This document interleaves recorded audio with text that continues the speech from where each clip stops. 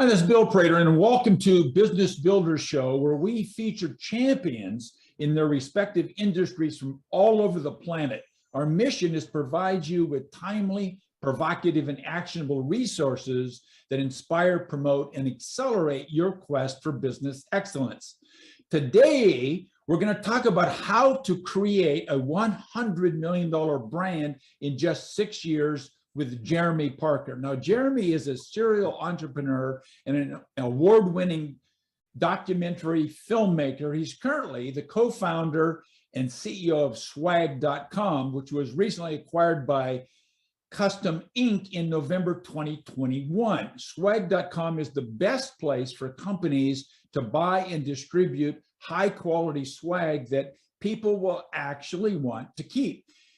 They work with over 5,000 companies, including such biggies as Facebook, Google, Apple, Amazon, Netflix, Spotify, TikTok. The list, I'm sure, would go on and on. Jeremy, it's fantastic to have you here with us, sir. Thank you so much for having me. Great to be here. So give us a kind of an overview of who you serve. What I know it's covers the waterfront, but who's a typical client, Jeremy, of you and your firm? Right. So we sell to businesses. We're strictly B2B, but within that, there's all these different departments within the organization that buy swag for very different reasons. So you have the HR team that might be buying swag for onboarding new hires, or the office manager buying swag for the whole team to keep the company culture thriving. You have the sales team sending swag to leads to help close sales. You have the marketing team sending swag to best customers. So you have all these different departments within the organization, and we try to serve all of them. Now, it wasn't always that way from the very beginning, but as we've expanded and learned about our customers and adapted and built the right feature set, we're now, the one-stop shop for swag for all departments, no matter how many different departments, locations, permission settings, approval flows, all these different things we built into this really robust platform to allow corporations to really streamline all of their swag needs. So your customers buy swag because they've got some sort of a problem that they're trying to solve. And so what is that problem, and why is swag attracted to them to solve this problem? Yeah, so there's a couple of ways. For example, everyone's working remotely now, right? Everyone's so disconnected. No one's seeing each other. The office manager is buying swag for the problem of how do we keep the company culture thriving even when no one's in the office? How do we buy swag in bulk and distribute it to individual addresses? So I can send it to this person or that person. They get a package at their doorstep, and it makes them feel connected to a larger organization. So that's one use case. Another use case is HR managers. They need to onboard new hires, right? So how do you make that person who's joining the company feel welcome from day one? So they use swag for that.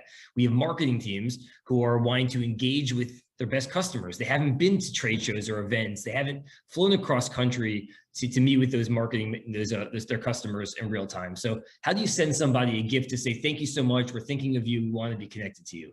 Sales teams, how many times can you talk on the phone to try to close a sale or send them an email or put them in through a cadence? Sending them a physical gift kind of separates you from the noise. So we have a lot of sales teams sending swag and products to people so that they get something at their home. They see a mug, they use that mug, and they're getting that return on investment every day by constantly seeing that brand in front of them. So there's just all these different use cases of the reasoning to use swag, and we try to solve it across the board. And we're only about 6.5 years old, so we are constantly learning and figuring out new ways to help our customers. And just it's a constant iteration of building features and making it the right product.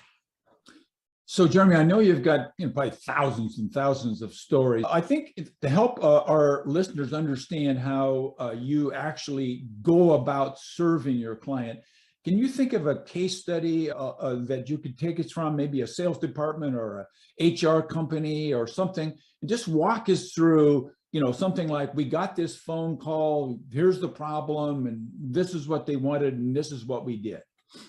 Yeah, I mean, there's one that just pops into my head. We work with Amazon a lot, and Amazon, for example, I think they believe they had a huge virtual event, right? They're having this big event and they're having thousands of people sign up for this virtual event.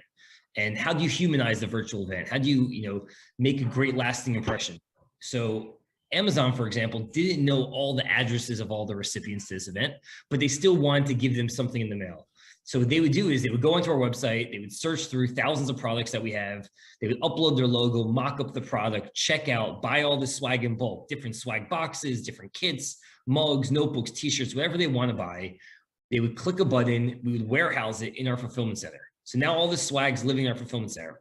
We then give Amazon the tools instantaneously, they could do this by themselves, to create a giveaway landing page. So they would upload their logo and their colors, and now they have this link that they could blast out to all of their recipients, all of their event attendees, whoever they want to reward.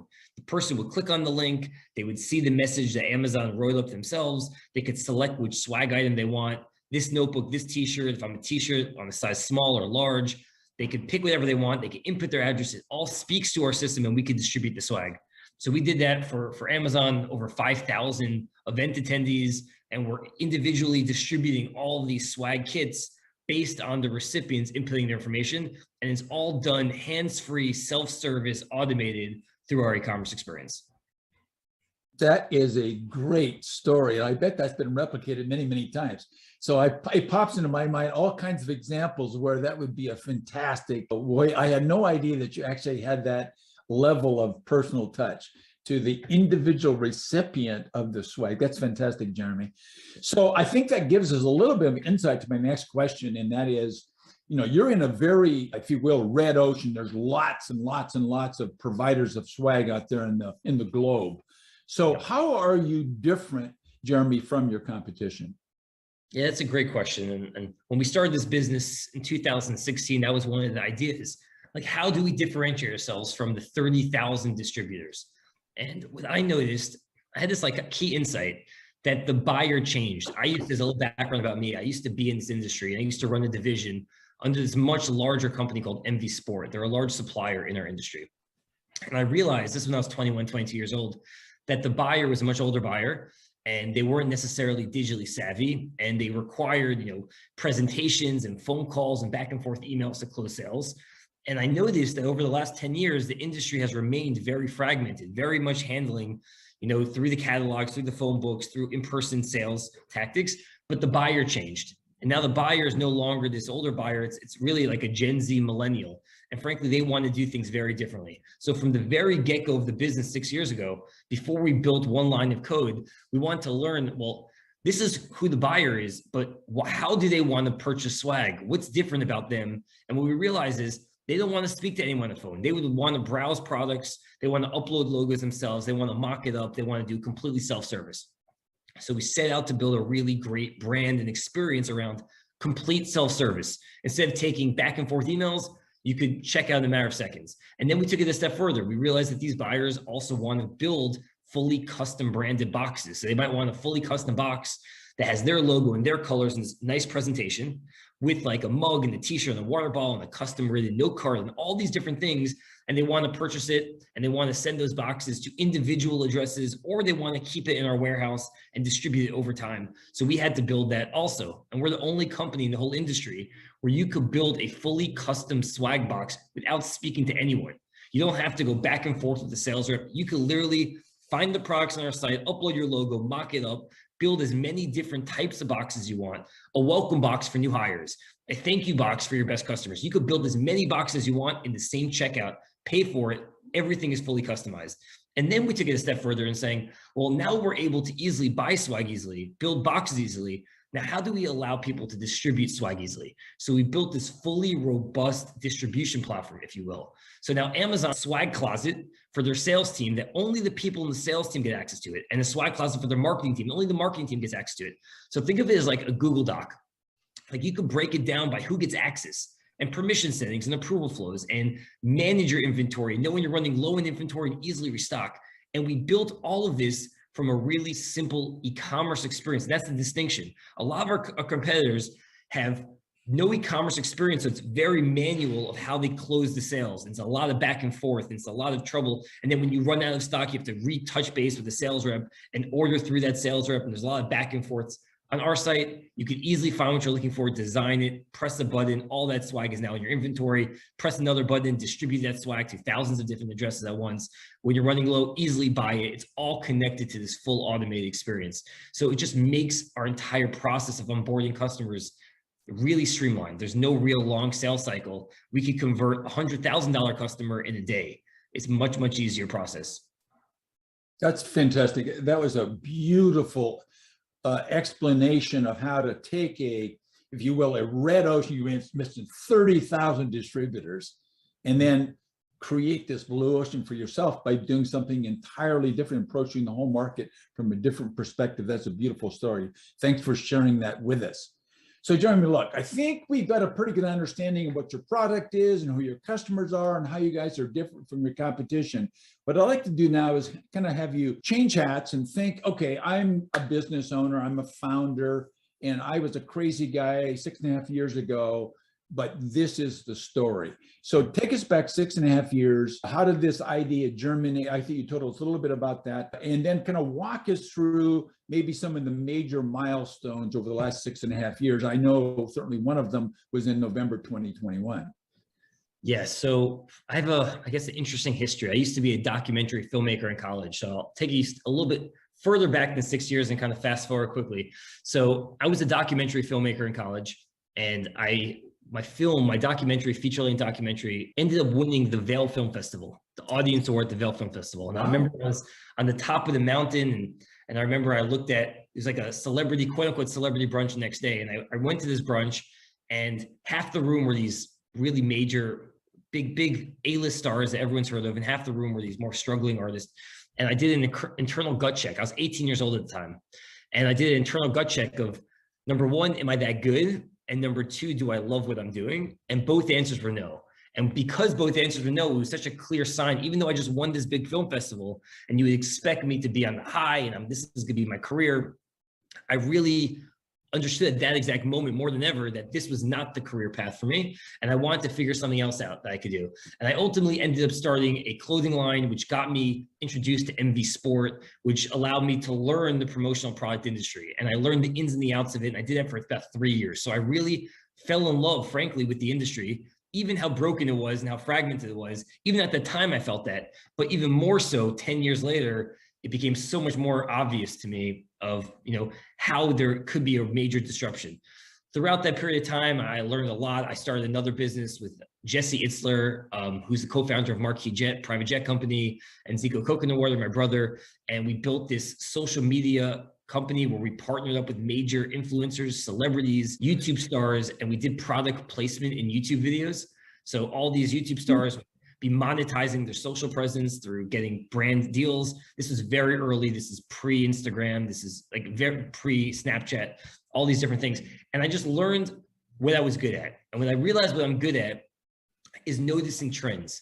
And there was a huge trend in 2016, like right before, I just noticed that the buyer changed. And that was kind of the biggest thing for me, is that this industry is a $25 billion industry. And there's so many players making so much money. There's no like one Google in the industry. There's 50 companies that are making over 50 million in yearly sales. That's a lot of money being made by a lot of people, and they're all doing the things exactly in the same way. So how can we differentiate ourselves and really laser focus on today's buyer and build the right platform for today's buyer? So the first year of business, we didn't build anything. It was just about learning. I spoke to over 500 potential customers to learn who's the right buyer, what the right companies are, why do they want to buy from this company versus that company, and how can we be the right solution for them?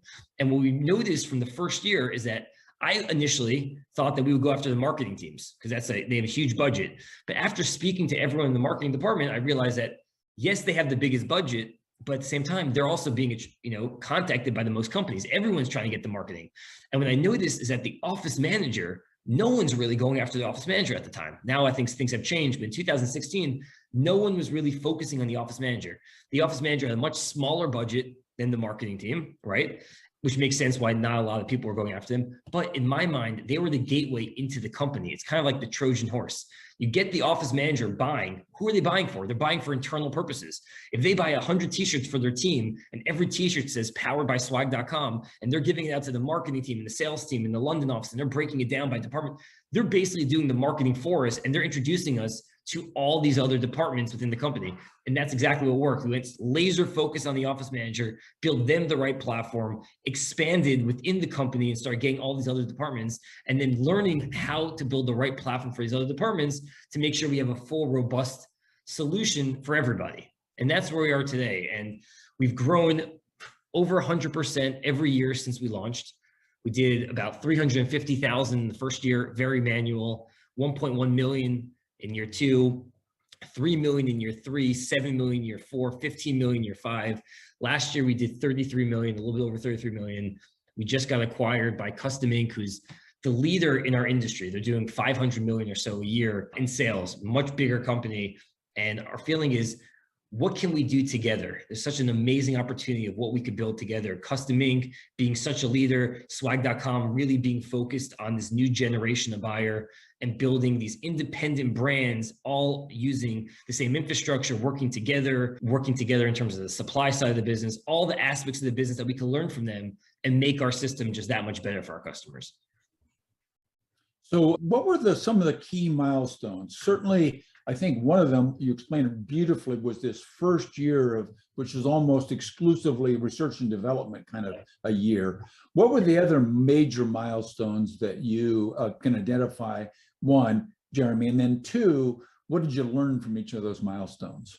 Yeah, well, a couple. So I'd say the first year was just about learning. We didn't build anything until about month 8, and we didn't launch anything until the second year. So early 2017, we launched the first version of our e-commerce site. So that was obviously a big milestone. It was I think the right decision to not build anything until we felt like we had the right product to build. So that was good. Another big milestone was in middle of 2017, Josh, my co-founder, and I were in Chicago. We were part of this tech incubator called Techstars. And part of the Techstars, if you're not familiar, is they basically connect you to all local entrepreneurs and different people, and they try to build your network. And one of these meetings, we met with this company, Jellyvision. And I walked into Jellyvision's office. They're a fairly large company in the Chicago area where we're based. And I walked into the office and they had about 10 or so people building boxes on the floor. And they were consolidating things and writing note cards. And they introduced me to a topic called account-based marketing. I never heard of that topic before. And now it's become a huge thing. But account-based marketing for marketing teams to engage with their best customers with sending them physical products or gifts, because it's proven that you send somebody something in the mail or as a gift, they're 10 times more likely to act. And we saw the kind of, this Jellyvision was ahead of their time and they were doing these amazing things. But the process of getting these swag kits together was just so complicated. And it didn't seem efficient, shipping all these swag boxes from different places and then having to unbox them and repackage them and write note cards and do all these things. And we left that meeting with like this light bulb moment of, what if we could streamline this entire experience for companies so they don't have to buy swag from these different vendors and consolidate it? What if they could buy it from a trusted source? Everything on our site is fully vetted, curated, tested, the best quality that's out there. Press a button, it all could be consolidated in one central online swag closet, if you will, and distribute it to remote addresses. Now, I wish it was as easy as just like snapping your fingers and making it happen. It took us about 2 years to build a relatively good, and we're still working through it, but a good solution. So if you do the timing, that's end of 2019 or so, we launched the first version of this, what we call our distribution platform. So companies go on our site, they find what they're looking for, they mock up their logos, their products, they make it beautiful. During the checkout flow, they're given 2 options. Click one button, send to one address, which is the traditional swag model of sending everything in bulk to one office, one home address, or send to multiple addresses. So they can make that decision during the checkout flow. If they select multiple addresses, it sends all that swag to our 3PL for warehousing distribution, and they can distribute to thousands of different addresses at once. This became super needed, not even a nice to have, a real need to have feature in the pandemic. So when 2020 hit and the pandemic shut everything down, the whole promotional product industry was down over 20%. The whole industry shut down. Our sales shut down very much so also. February of 2020, we did 850,000 of sales. March of 2020, our sales dropped off a cliff to 350,000 of sales. And that makes sense, right? The whole world is shut down. Yeah. No one's going to trade shows. No one's doing events. No one's in the office to buy swag. No one's hiring. The whole world is at a standstill. So all the use cases for swag are just not important. You don't really need to do it. But where everyone was telling us to cut back and to hunker down and to try to wait this out. And that's what the whole industry did. And that's why at the end of the year, everyone was down over 20% in our industry. We did the exact opposite. We realized that we had this amazing ability to distribute swag to remote employees. If everyone is so disconnected, swag should be the great unifier. It should bring people together. And we doubled down and we tripled down and we went all in on our distribution platform. We invested all of our money into building this robust infrastructure and all the features and really talking to our customers. And we grew over 100%. The whole industry is down 20% or over 20%. We grew over 100%.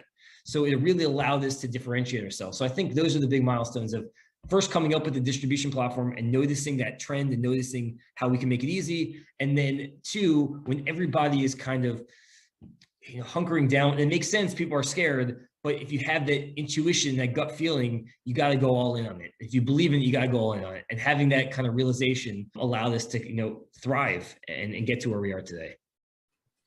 So I'm sure everything over the last 6.5 years was not fruit and nuts. So go circle back and tell us about 1, 2, 3, maybe even crashes, burns, failures, and what they were, and then what you learned from experiencing those setbacks.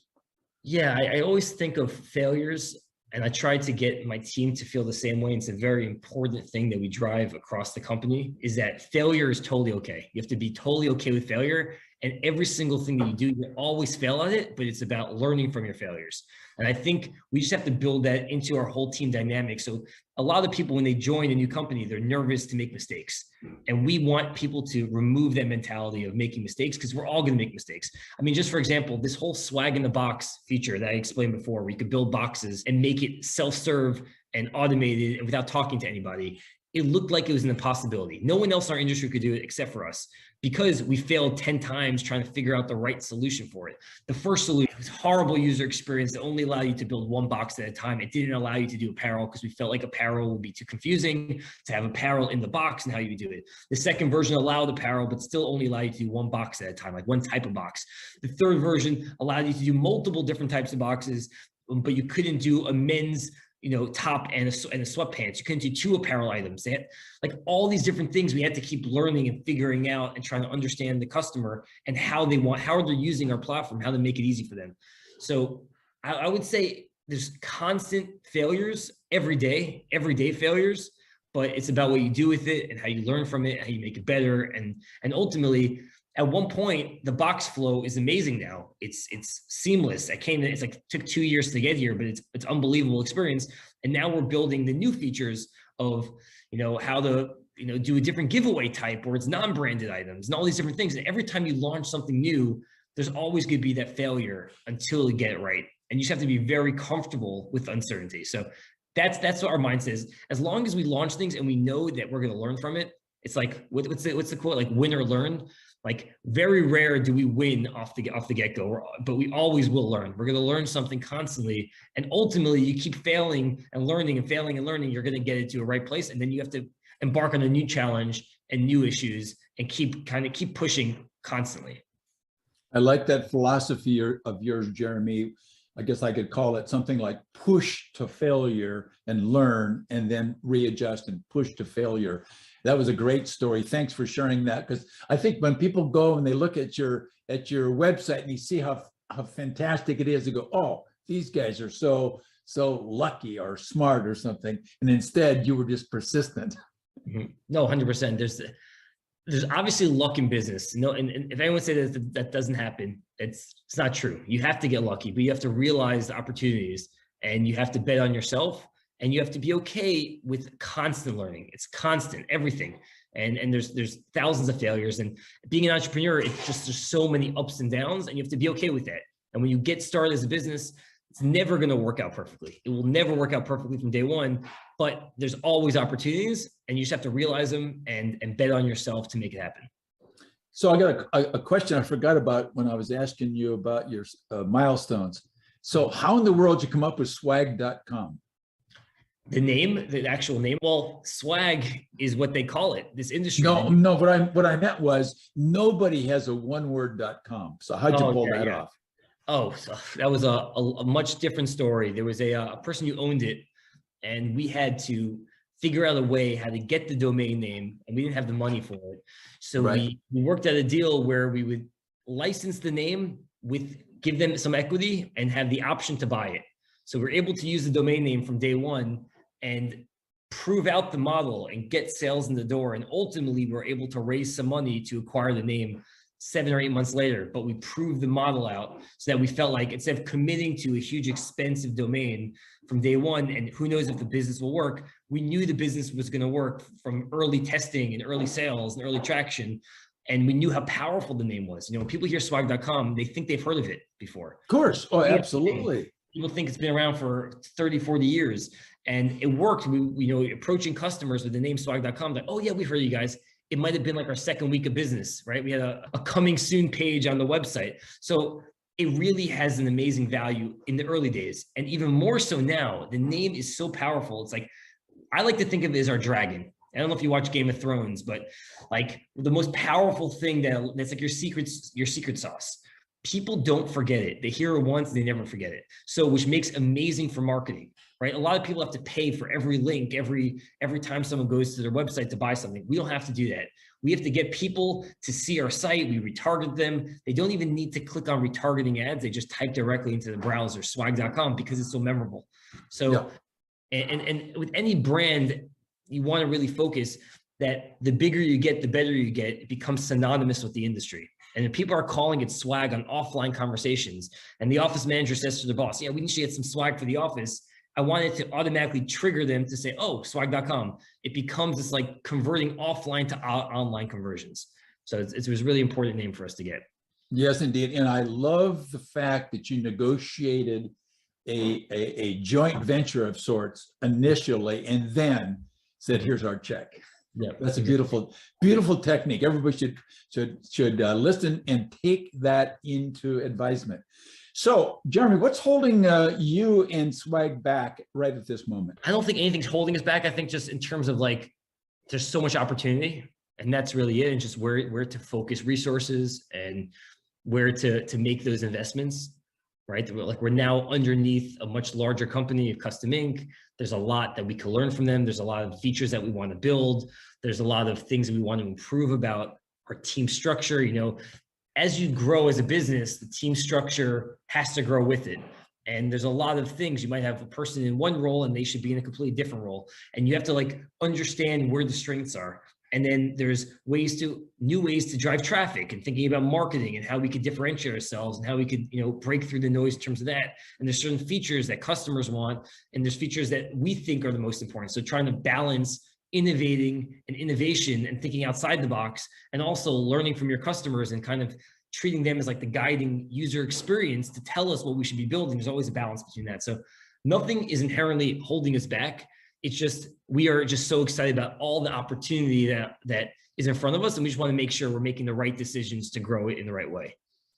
So Jeremy, how would our listeners contact you in addition to going to swag.com? Do you have any special promotions going on? You get any special ideas? Give our listeners some tips on how to get a hold of you and your company. Yeah. You can definitely reach out to me on LinkedIn. You can send me an email, jeremy@swag.com. Always happy to hear from listeners and help you out with whatever you need. And we have a whole sales team that if you want to speak to people, I can make introductions. If you don't want to speak to anyone, you can easily do it all self-service by yourself online. We want to take the position of, we want to build the tools to make it really easy for you to find exactly what you're looking for, design it, and buy it and be happy. But if you're ever in question, or you don't know timing, or you don't know what color, you're a little bit confused, or we always have people ready on the live chat to answer any questions. We have a phone number. You can get in touch with us at any point. So we want to be self-service as our primary focus, but also have hand-holding if you need us to handhold you. We're happy to do it, and we do it for tons of really large companies. So love to work with everybody. Beautiful. Thank you. Thank you. So, Jeremy, I asked you several questions, but I'm thinking there might have been one you were waiting for me to ask. I didn't.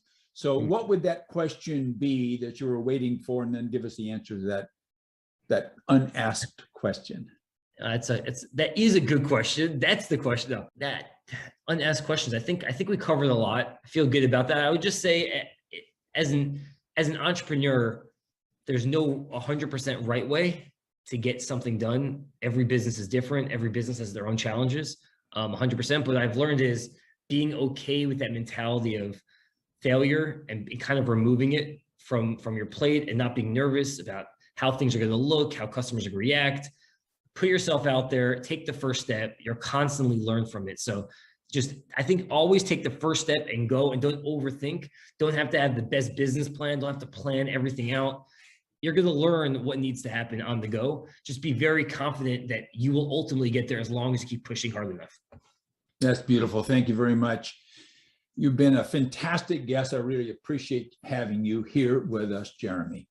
Thank you so much for having me. So in closing, let's focus on a single fact, and that is that businesses do not become extraordinary in a single moment. Instead, they get there as a result of the owner first learning and then applying a proven combination of having the right mindset, of a dedication to a system of management, and number 3, leveraging high performance teams. Jeremy told you all of that in spades.